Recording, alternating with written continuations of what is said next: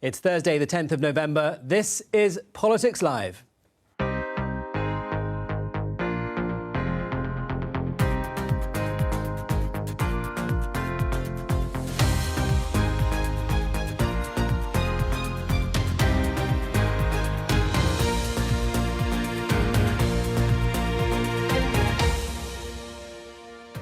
Joining me today, Conservative MP Tobias Ellwood, Shadow Treasury Minister James Murray, the economics editor of The Spectator, Kate Andrews, and the General Secretary of the University and College Union, Joe Grady. Today, I'm watching every single penny. Even buying kind of fairly basic stuff like clothes and replacing shoes. Nurses across the UK vote to strike for the first time ever, with many of them saying they can't make ends meet. But will they get the pay rise that they're asking for? A demand of 17%, 3 times what most non-public sector workers will receive, is out of step with the economic circumstances that we face. The government's facing a winter of strikes, and bosses everywhere are desperate for more workers. Is more immigration the answer? Brexiteer and Tory peer Lord Wolfson thinks so. We have got people queuing up to come to this country to pick crops that are rotting in fields, to work in warehouses that otherwise wouldn't be operable, and we're not letting them in. And this week, Sir Keir Starmer's had another pop at how private schools are funded. Scrap the non-dom tax breaks and end the farce of taxpayers subsidising private schools. That's what Labour would do. Is cutting their tax breaks a fair way of raising more cash for the country?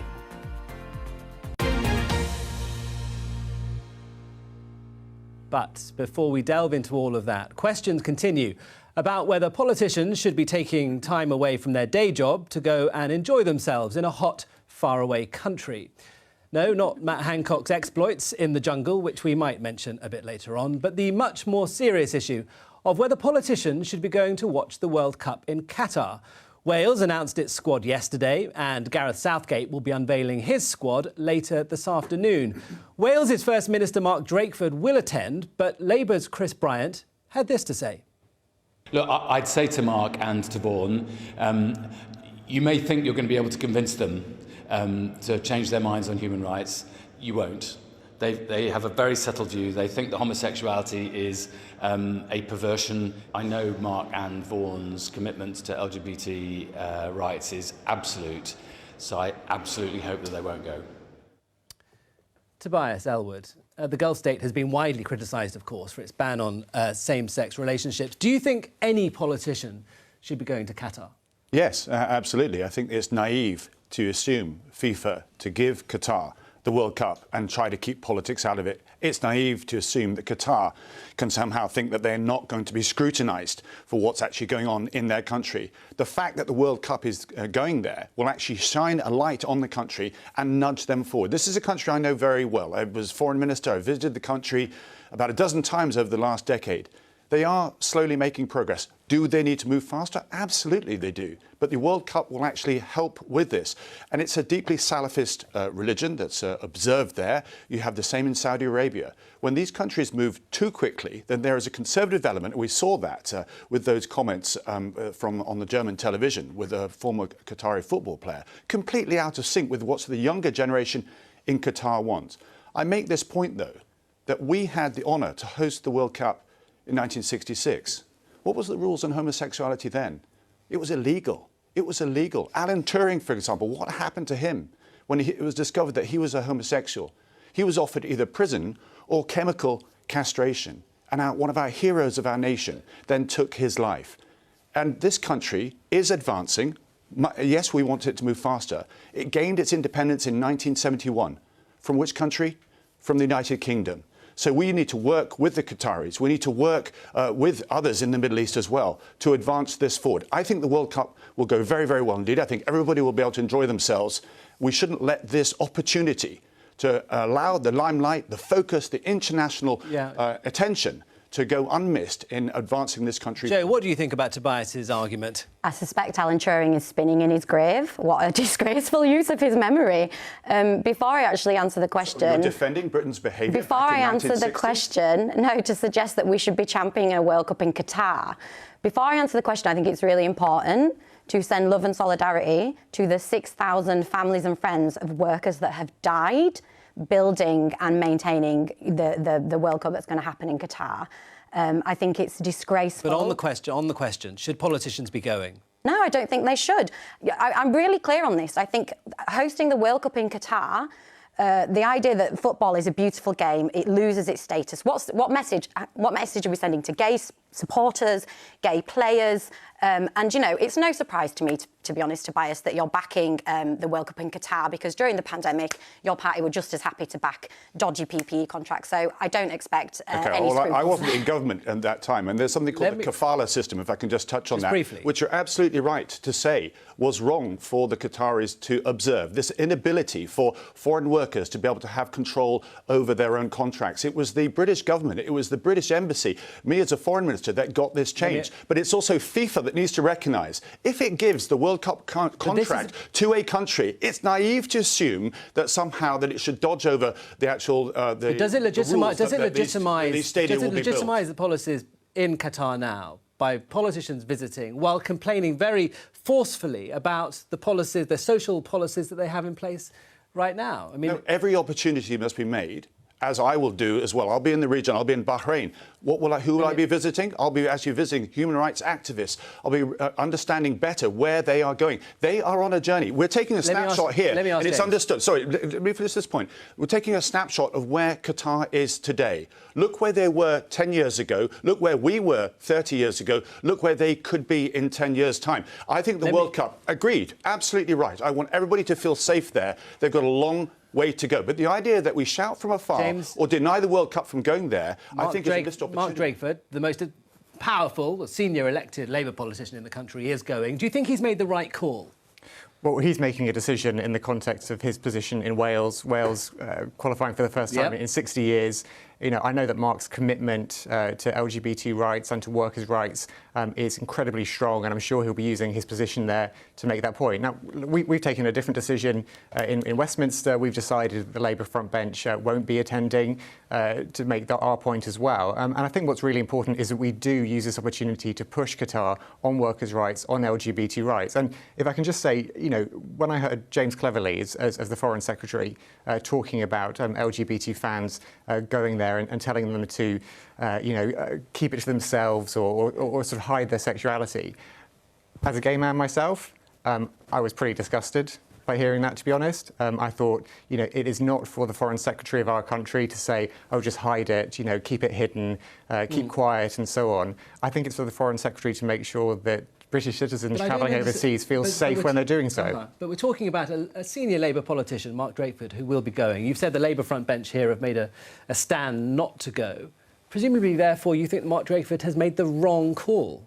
Well, he's making a call in the context of his position in Wales. What I'm telling you is our position in terms of the Westminster Parliament. Labour Party. Well, we're representing our constituents in Parliament. We want to be, obviously, the next government. We're making our decision that we're not going to attend, in terms of front bench Labour politicians in the Westminster Parliament going to Qatar. Kate, what do you think? FIFA obviously doesn't like this discussion about whether politicians should be going or not, and has said football shouldn't have granted the World Cup to Qatar, though. FIFA has said football shouldn't be dragged into political battles or hand out moral lessons. It was a huge mistake on the part of FIFA and a questionable one, too, to give the World Cup to Qatar. It is now the situation we're in. And I'm hesitant to point fingers at individuals because, let's be honest, if you watch the World Cup, I'm really looking forward to it. If you buy a T-shirt, if you use the hashtag, you are playing a role in this charade. Going is playing a role in this charade that we are giving Qatar this incredible opportunity to show itself off. Yes, there is going to be some questions over its human rights regime, but let's be honest, most people going there, including politicians, are not going to criticize the human rights regime. They're going to watch the football and have a good time. So I think we should all kind of acknowledge that playing into this is playing into the charade.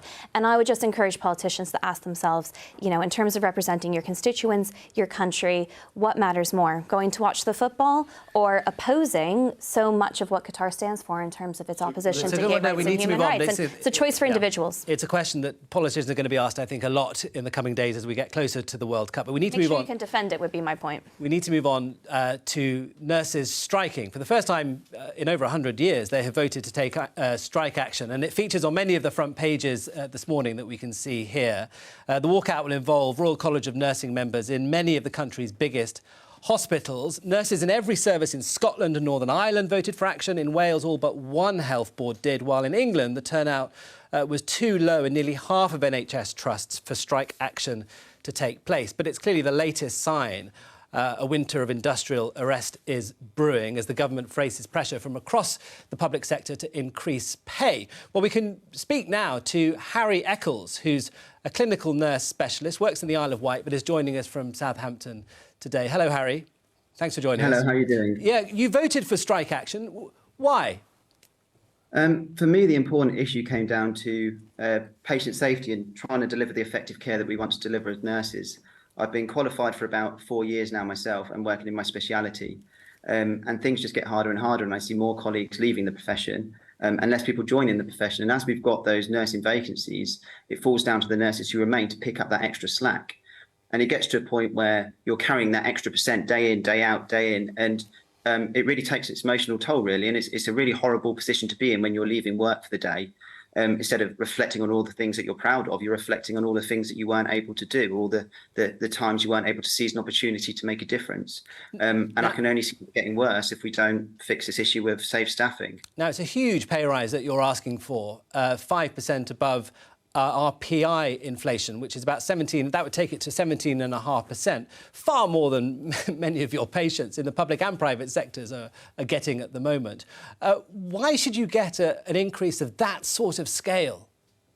But I think it's important to look at that in the broader context and look at the amount of time we've had a below inflation pay rises. So we've had real term pay cuts. I mean, the same number we can quote today meant a very different thing 20 years ago, because as we know, inflation changes and the price of things change. What we're asking for is a genuine real pay rise to reflect, first of all, the need to recruit more nurses. What we do know is that we have less and less nurses in the profession. We have less joining and more leaving.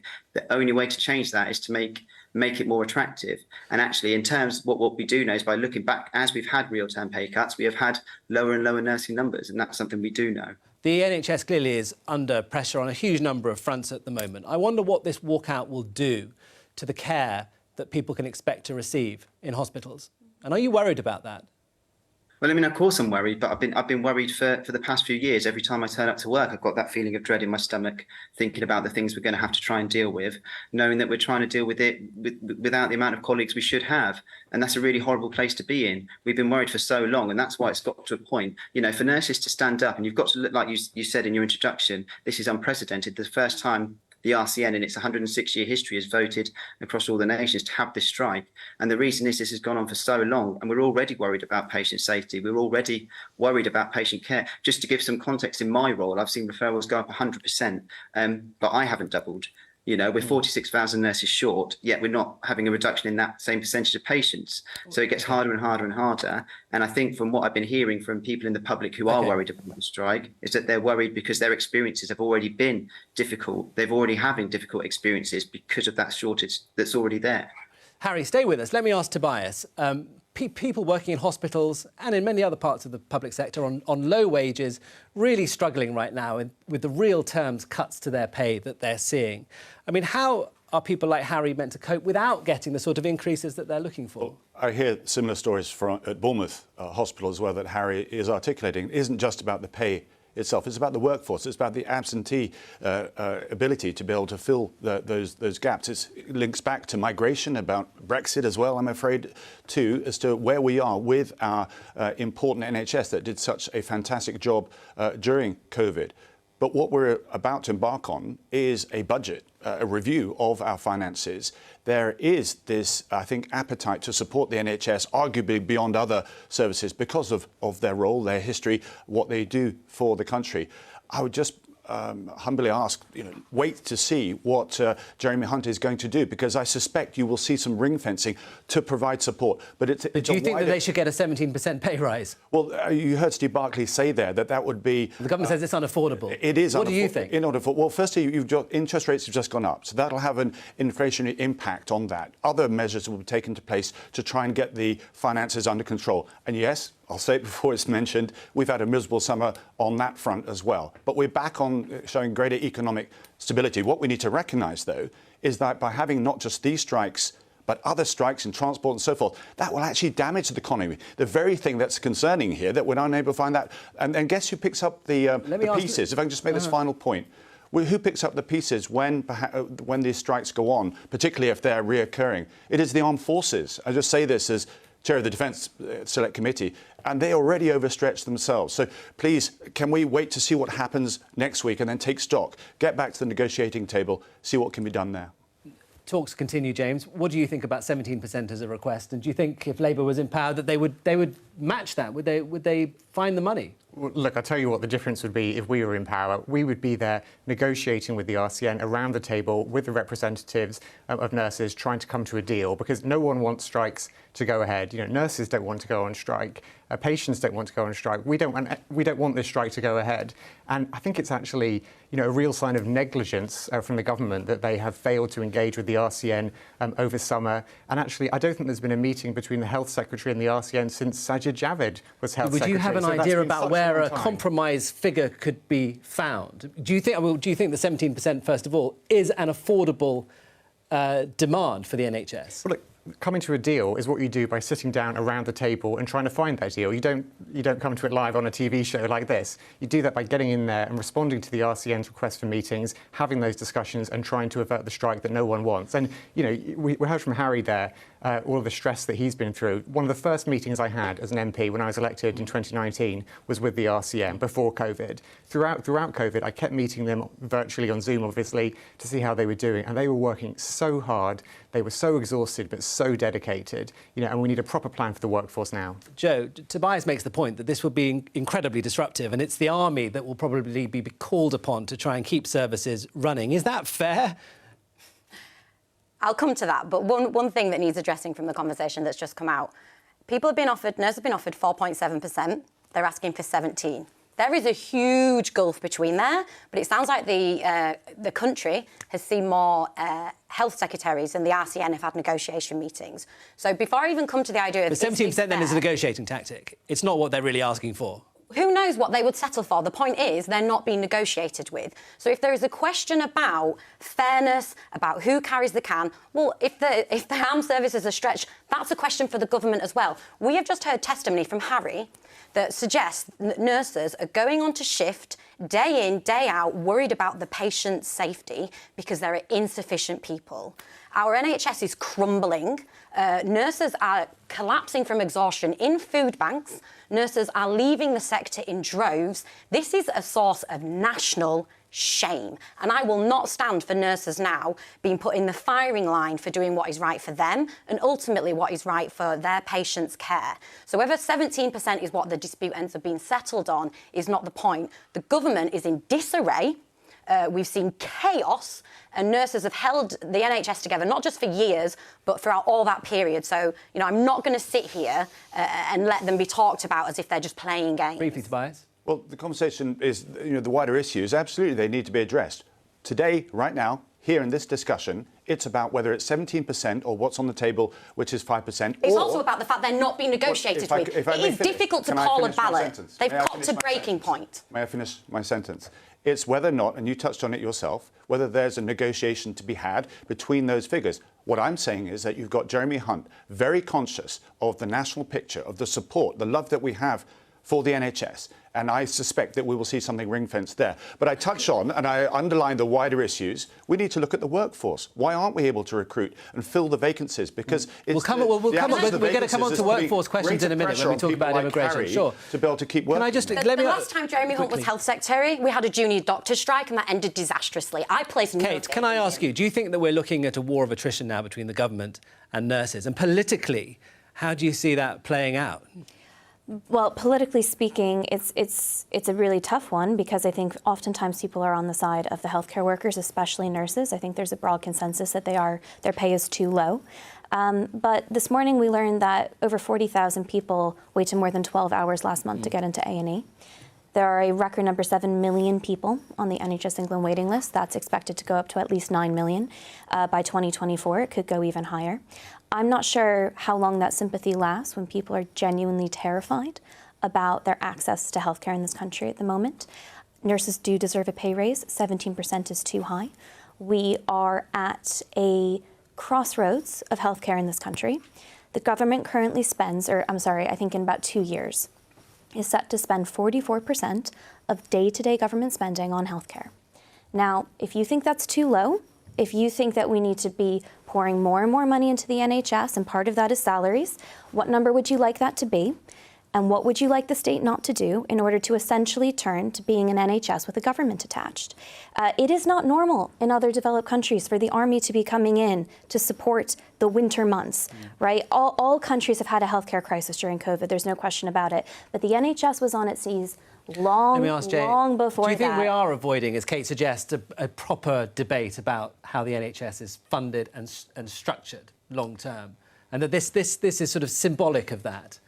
Well, look, I think there's a question here about workforce. I know you said we're going to get onto that in a second, but there is a really important point here. But there is a really important point about the workforce here and about, what choices a government makes. And there's a choice that we set out we would make in government, which is to scrap the non-dom tax loophole and use that money to pay for extra workforce in the NHS. The size of the NHS budget we're talking about, vastly, No, well, cutting that loophole would raise just over £3 billion, and some of that money would go towards expanding the NHS workforce. Now, we know that there has been a gap in the NHS workforce. 44% of day-to-day government spending. It's only going to go up. We heard from Harry there, how he and his colleagues are overstretched and there aren't the people to do the work. We know there is a problem with recruitment. We know that we need to improve the NHS workforce. We set out a fully costed plan to do that, and that would make a real difference in the way the NHS works in this country. This answer right here, with all due respect, is the fundamental problem. No party is willing to engage with the very real issue that with aging demographics and the way everything is changing,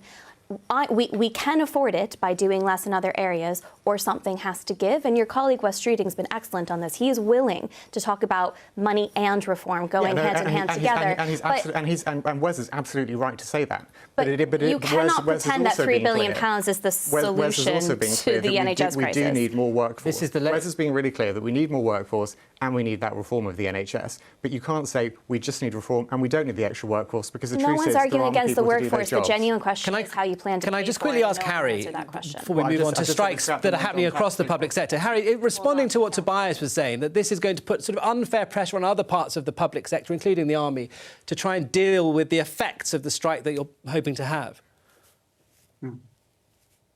Well, I'd say that lies. Oh, I think we've lost Harry. Let's move. Harry, we'll come back to you if your line returns. Harry, did you hear the question? I did hear the question. Sorry, was that in response to Tobias there? Yeah. So what I would say in response to that is that actually this does lie with the government. This doesn't lie with nurses. The RCN are there been trying to negotiate. This has been building for years and years and years. This isn't something that's just happened. This is the last resort. And we've put our proposal to the government and we're getting nothing back. So I think in terms of that, waiting to negotiate, we're there waiting. And of course, it's going to be difficult. It's going to be a difficult time for everybody. But it has been a difficult time. We're saying this one more week. That's hard to say. And with regards to people already worrying and clinics being short, yes, but every nurse that goes off sick, that's another clinic cancelled, and it can't go on. So this does lie with the government. This is a political decision, and it's for them to be the ones to resolve this. Thanks, Harry. I mean, this is, of course, the latest example of industrial action. People are either balloting or planning strikes right now in the public sector, and it's a big dividing line, isn't it, now, in politics, James? Yesterday in the Commons, Rishi Sunak said that the government was strengthening the economy while Labour was backing strikers. And the government is talking, at least, if not necessarily legislating yet, to keep sort of essential services going during strikes, perhaps increasing the ballot threshold. This is a big dividing line. Are you on the right side of it, do you think, when it comes to public opinion? Look, we see this pattern across all different sectors where the government sees industrial disputes coming down the line and they run in the other direction. You know, they don't get around the negotiating table, they don't try and find a solution, they let the strikes play out, and more often than not, they blame the workers themselves. You know, what we have said every time there is the prospect of industrial action is that we would do everything we can to try and get a solution, to try and get a deal, to try and avoid strikes going ahead. And we've said that in terms of what's happened with the nurses, but we've also said that in terms of other issues which have been coming up as well. And I think that's the real dividing line here. Do you have a government, which we would be in government, who will roll up their sleeves and try and get a deal to avoid the strikes that no one wants to see go ahead? Or do you have a government who stands back, takes their hands off, lets the strikes go ahead and actually blames the workers for what's happening? Briefly, Tobias, I'm not sure what the government's plans are now when it comes to changing strike laws. Do you? Or anything? I would hate to see us go down that route where that's where we would end up going. But you could see the general public saying this is actually damaging our economy, not just one isolated strike, but a series of strikes with, rail transport, so forth, and indeed nursing as well. So what this isn't what, if I can I'll finish this point. The first step is to recognise where this is going in the long term. This will damage our economy, the very thing that's paying all these salaries. And secondly, it'll make us less attractive to get businesses here, get tourism here to actually support as well. If I can just make the point, can I just make the point which perhaps needs to be included in this discussion briefly, can I just make the point, is the fact that there is an international element to this of where inflation is actually going. And that's what we need to hear from Jeremy Hunt. What is being done to reduce the gap between earnings and indeed inflation, with the rise of the cost of prices and earnings as well. And that we need to hear what in 10 seconds. Hang on, in 10 seconds. I'd like to be blunt about the strike question. When it comes to healthcare, the government, I think, has every right to bring in as much temporary work as it can find, because if nurses go on strike, people's lives are at risk. OK, we need to move on. And we've touched on what we're about to talk about a little bit already, which is the labour market. And the UK economy is clearly in a very tight spot at the moment. And there's a big question about whether more immigration might help. Now, there's been an interesting intervention from Lord Wolfson, who's the chief executive of Next. He's a Tory peer, donor. He supported Brexit. And he's been talking to the BBC's business editor, Simon Jack. We have got people queuing up to come to this country to pick crops that are rotting in fields, to work in warehouses that otherwise wouldn't be operable, and we're not letting them in. And we have to take a different approach to economically productive migration. We have to control immigration, but we have to control it in such a way that benefits our economy rather than cripples it. Lord Wolfson. Well, we're joined now by Richard Tice, who's the leader of Reform UK. Hello, Richard. What did you think about what Lord Wolfson had to say? More unskilled immigration, essential for the economy. Good afternoon. Well, Lord Wolfson's comments are just out of kilter with the reality, which is that we've got a record high population in this country. Last year, we had a record number of visas issued, 1.1 million people to come into the country and work. And the truth is, tragically, we've also got 1 in 8 of the working age population in the UK, some 5.3 million people, on full-time out-of-work benefits. That's 1.5 million more than pre-COVID. The truth is, there's a labour shortage everywhere around the world. I've just come back from Australia. They've got the same issue, post-COVID dislocation. The focus needs to be on getting our own great talent, people who are trapped in out-of-work benefits, help them, support them, train them, get them back into the workplace. That will save billions of pounds for the Treasury. But most importantly, it'll use that incredible talent. What I worry about Lord Wolfson's comments, it's very easy for big businesses like the one he runs to rely on cheap,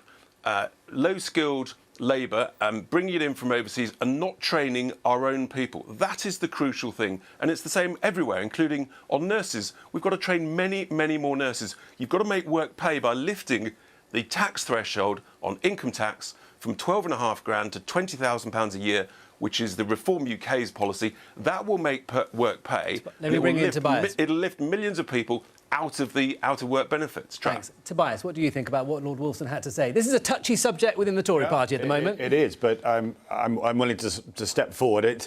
The whole issue of Brexit, I mean, people dare not even mention its name. I'm conscious of that Richard is there. I agree, firstly, with Richard, that, and I think we would all agree, to better educate our indigenous capability absolutely makes sense. We need to better understand what's required by industry, business and so forth, academia, and match that with what we're actually teaching as well. Take the space industry, 7,000 graduate vacancies, and we can't fill them. So that's slowing us down in our position as a capability from from space. When you're talking about these issues to do with migration, Brexit, the decision we took had a knock-on impact. COVID compounded that, of us losing about 10% of overseas support. So what do we do now?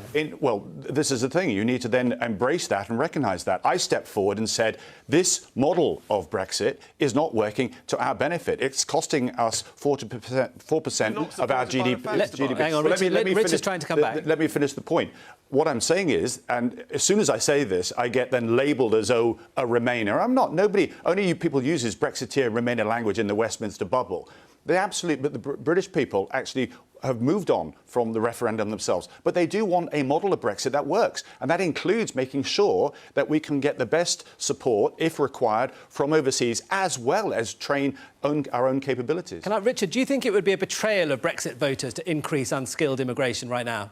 No, the point is, we need a points-based system, which we've got. There are over 230 types of jobs that you can bring people into the UK, sponsor them, 800 job titles, down to a salary of just over £16,000, which is only just over half our average salary. And Tobias is wrong on the fact there are over 500,000 more people, non-EU people, of working age population here in the UK. There's only about 50,000 less EU citizens. The reality is we've got to focus on our own people who are trapped on out-of-work benefits and get those people incentivised and helped and trained back into work urgently. We don't need to bring in cheap, low-skilled people from overseas. We need to help our own people. That's right for them, their families, their children and their communities. Joe, what did you think of what Lord Wolfson said? So I think the starting point really has to be that, migration has always been central to the economic prosperity of the UK. It has. What I don't like about this debate is treating migrants as second-class citizens. And I think the Tory party are kind of trapped in this, trying to decide if they want employers to pay 10% extra to employ a migrant or fulfil Suella Braverman's ultimate dream of putting them all on a plane. And I have to say that I find a lot of the discussions that happen a tactic to actually distract from discussing the real economic problems facing the UK, of which I just don't even think this addresses. Kate, what do you think? Would increasing the supply of unskilled foreign workers right now help Britain's economic problems or not? Is it a cure, or does it I think it would definitely compound the problem? It would definitely help Britain's economic problems. I think Liz Truss turned out to be wrong about a lot of stuff, but she was right in identifying more liberal migration as a way to boost GDP. Where I agree with Richard is there is a rising number of working age people on out-of-work benefits, and using immigration to gloss over that subject would be the wrong thing to do. Now, a lot of those people are sick. A lot of those people were heavily impacted by the furlough scheme, their mental health issues. We cannot overlook that, and we absolutely need to be working to help adjust those people back into work where they can. But that being said, I mean, I'm a liberal on migration. I think, Richard was talking about the families and the children who want better lives for themselves. I think that for native Brits, I think that for immigrants as well. I'd be very hypocritical if I didn't. I am an immigrant to the UK, the most privileged one you're going to find. And I think about those who are in far less privileged positions than myself and how desperately they want to come and make a better life here. And morally and ethically speaking, I'm very much on board with that. But if we're simply looking at this through an economic lens, we have an almost record high number of vacancies in this country that is actually contributing to inflation, especially in domestic services, because where restaurants can't seat as many people as they used to, they don't have the labor and workforce to do so. They're having to jack up their prices. We need to fill those jobs. It's increasingly clear, at least in the short term. I suspect in the long term, a lot of native Brits aren't going to want to fill those jobs. There is a role for those lower skilled migrants to come to the UK, Let me ask and they James, should be welcome. Thanks. Do you agree, James? Well, I think the big... And how do we get to the point of it actually happening? Because this seems to be one of those issues which politicians from across the parties are very reluctant to go near, which is why Lord Wolfson's intervention is interesting. Yeah, but look, I think there's a big part missing from Lord Wolfson's intervention, and actually some of the other comments we've heard here today, which is about the need for growth in the economy. Because over the last 12 years, we've had very low growth. The prospects for the next 2 years put us amongst the lowest in the G7 in terms of growth. What we need is an actual plan for growth. So immigration and skills and so on fits within a much broader, more ambitious plan for growth. We've talked about our investment in insulating homes, in clean energy, in making sure we invest in the new green industries of the future and so on. All of that would drive economic growth, and that's actually essential to growing the economy, increasing wages and making sure we have more sustainable funding for public services. We had an insight into what your leader thinks about this question about unskilled migration just the other day. This is what Sir Keir Starmer had to say. we don't want open borders. Freedom of movement has gone and it's not coming back. So that means fair rules, firm rules, a points-based system. What I would like to see is the numbers go down in some areas. I think we're recruiting too many people from overseas into, for example, the health service. But on the other hand, if we need high-skilled people in innovation in tech to set up factories, etc., then I would encourage that. So I don't think there's an overall number here. Some areas we need to go down, other areas we need to go up. It's Keir Starmer talking about high-skilled immigration. Everybody likes talking about high-skilled immigration, but not what Lord Wolfson's talking about. Well, I think Keir was talking about us continuing a points-based system, which we said we would do, and he's also making the really important point that the immigration system has to work hand in hand with the skills system. So we need to make sure that whilst we have the skills in the country to do the jobs that need to be done, we're also investing in skills and training here in the UK. Jo, what do you think? I think from our perspective, so obviously I'm an education trade union general secretary, we have been really concerned, I think, about the restrictions that have been put on people coming to this country to work, the way in which they are treated, the sort of hostile regime that a lot of migrants are treated to. And, you know, this it extends to people working in the NHS, not just education and beyond. We've seen record levels of xenophobia following Brexit. You know, we are lucky in this country to have migrants still wanting to come here and stay. And I do really worry about the tone of these debates and the dehumanising language. Do you think Labour's got the right policy on this? I'm not in favour of what Keir Starmer just said, no. And I think to talk about people who have ambitions, who sometimes have complicated histories, as if they are simply units that we are going to measure and see where we can slot in without thinking of the rich history that this country has. Because all sorts of people, myself included, you know, are from migrant backgrounds and came here. I think it's really unfortunate language, I have to say, from the Labour leader, and I think we should strive for better. I think Jo makes a lot of really good points there, but the one thing I would push back on is any kind of surprise that migrants still want to come to the UK. It is a fantastic place to come to. It has so much opportunity. There is a reason that people risk their lives to come here and create a better life for themselves.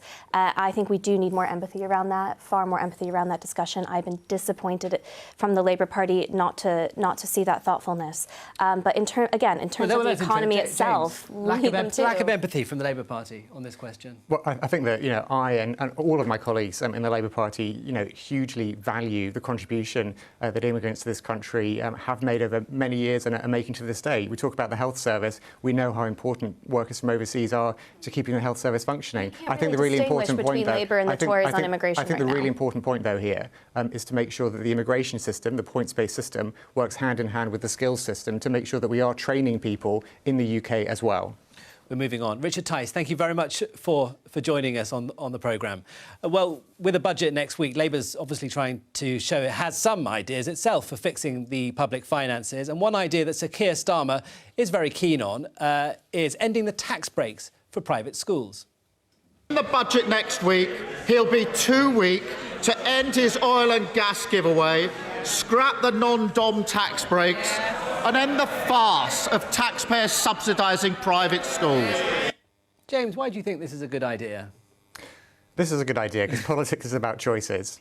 You know, politics is about what you do with public money and what you prioritise. And what Keir has set out is that we would make a decision which is to end the tax break, effectively, for private schools and to use that money to improve state schools. It's ending charitable status and then charging VAT on fees, I think. That's the policy, That's right. So it's ending charitable status and removing the VAT exemption that the private schools receive. So that would raise about £1.7 billion overall, and we set out the fully costed, fully funded plan for what that would go toward. It would go towards things like recruiting extra teachers. It would go towards mental health support for pupils in schools. It would go toward helping young people to get jobs. It would go towards all this stuff which is really important in state schools across the country. And yes, we're making a choice that we would remove that tax break for private schools and use that money to support state schools across the country. Kate, what do you think?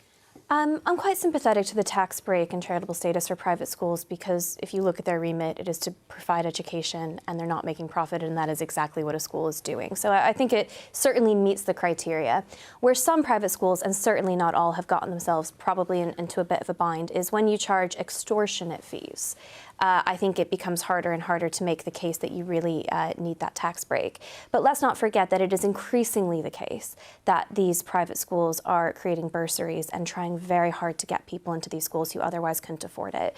I think as long as their remit remains the same, I'm sympathetic to their tax status. Joe, what do you think this policy is about? Is it about the money that James says can be raised, or is it about the political signal that it sends? Yeah, so there's a number of issues because, one, you know, if we look at the amount of people, because there is a broader political issue, and I will say something about the finances, 7% of people in the UK go to private school. But, you know, if we look at the Cabinet, 65% of them went to private school. Every £8,000 that is spent on a pupil in state schools, we see 40,000 for private schools. The tax breaks that you were just talking about that private schools get, your local college, which working class kids go to, they don't get those things. So for me, it's unfair. Private schools are engine rooms. Private schools are engine rooms of inequality. But do you think that the policy is trying to squeeze private schools out of existence? No, I don't. I think they're just saying that there are tax breaks here. Look, we've just had a debate about nurses using food banks. We've just been talking about the infrastructure of this country crumbling, and yet these institutions that drive inequality in the class system in the UK are subject to a tax break that many others don't get. It's an absurd debate. To be clear, they don't get tax breaks because they are tax Let me ask Tobias.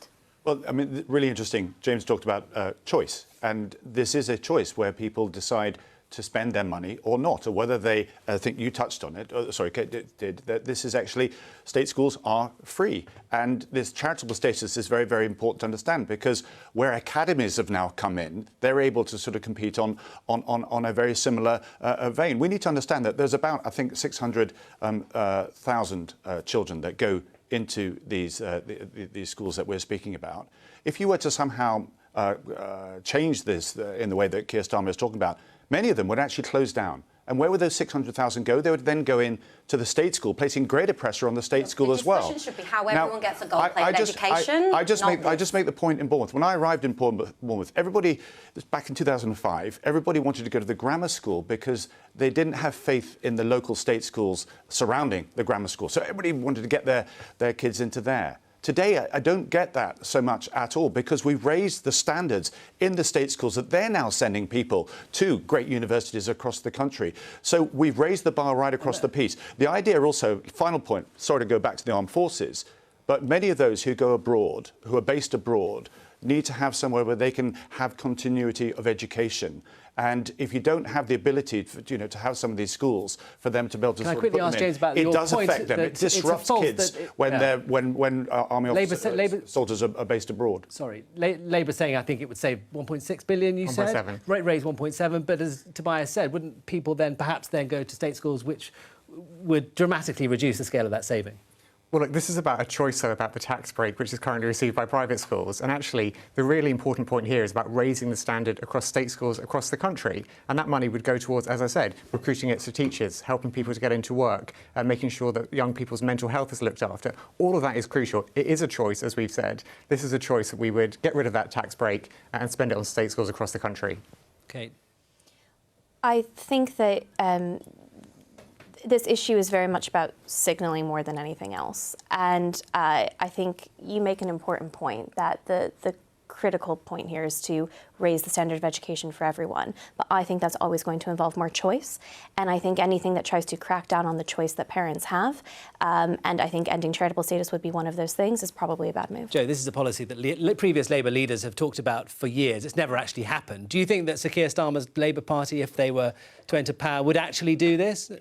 Quite possibly. For me, the bigger question for Keir and for Labour and for the Conservatives, how are you going to transform education in this country so it is fairer, more accessible, allows adult learners to take part? And this is a small part of that. And I think, the fact is I'm still aware that people don't pay VAT on their private school fees is ridiculous. It seems like the ultimate luxury to me when education's free for everyone else.